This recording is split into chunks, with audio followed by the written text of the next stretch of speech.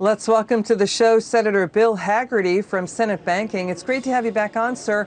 We're hearing progressives want to spoil a possible vote this weekend by Senate Republicans to pass that historic $1.2 trillion infrastructure package.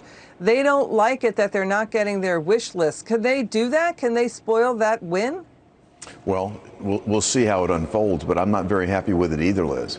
We've just had the CBO score come out, and it's going to add over $250 billion to the deficit. It's what I've been concerned about all along. They tried to push this thing through so fast. They tried to put it through first without any text. And now we've finally gotten the scoring, what it's going to cost America. I can tell you this, Washington math can be very funny. It can be very perplexing. I've been a businessman all my life, and it's hard to understand, but I can understand this. It's going to be inflationary, and it's going to add to the debt and the deficit that our children and grandchildren are going to continue to bear. Senator, how many other senators are joining you saying they don't like that new CBO score, saying it will add more than $250 billion to the debt? How many senators are going to join you in saying no?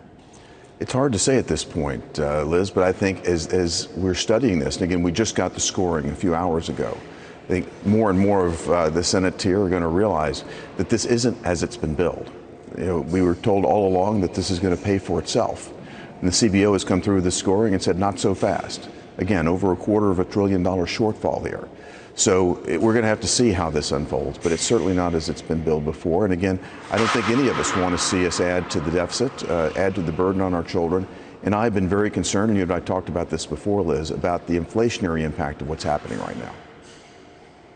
Yeah, you know, when Trump was president, even though Republicans controlled both chambers, he could not get through a $1.5 trillion infrastructure bill either. So the progressives are talking about delaying this for weeks and weeks and weeks until they get what they want. And now, sir, we've got new polling, internal polling. The Democrats are looking at it right now that shows they could lose control of the House in next year's midterms. They're down by a staggering 6 percentage points versus Republicans. The DCC chief, Democrat Congressional Committee Chief Sean Maloney is warning they're going to lose. And then you have this 15 vulnerable Democrats. The GOP is now targeting them over inflation. Your final word on that? I think inflation is going to become a very bitter pill for the Democrats to try to swallow. They're trying to shove it down our throats right now here in America, saying that it's transitory.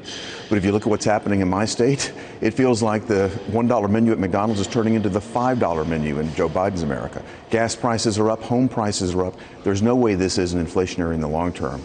And at this point in time, as our economy is recovering, to talk about dumping trillions yet again into the economy and putting more of a debt burden on our children's back, I think this is going to be very, very difficult for the Democrats in 2022 and beyond.